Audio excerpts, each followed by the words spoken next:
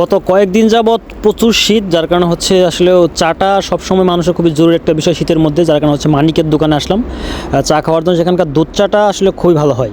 লাল চা মোটামুটি হয়, দুধ চাটা দেখুন দুধ জাল দেওয়া হচ্ছে, একেবারে ফুলে ফেপে উঠেছে।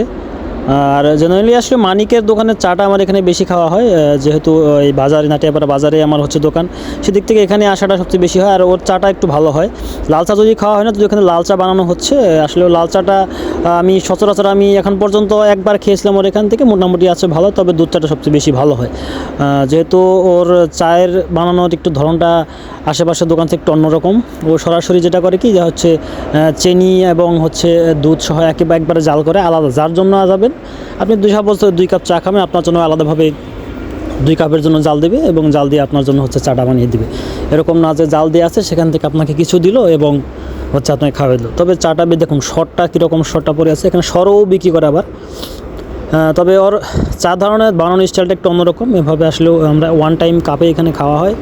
আর হচ্ছে তবে টং দোকানে চা খাওয়ার মজাটা একটু অন্যরকম। যদি আসলে গ্রামগঞ্জে আমরা যে টং দোকানে খাই, যদি কোনো সুযোগ হয় তাহলে সেই ক্ষেত্রে সেরকম ভিডিও দেখাবো একটা সময়।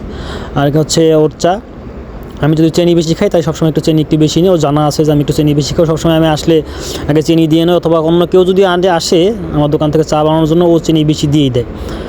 সেহেতু আমরা দোকানে 3 জন ছিলাম, আমি আসিফ এবং আমার আব্বা ছিল। সেক্ষেত্রে হচ্ছে 3 কাপ বানিয়ে নিয়ে যাচ্ছি। আর ওর এখানে আসাটা আসলে খুব ভালো লাগে এখানে আসতে।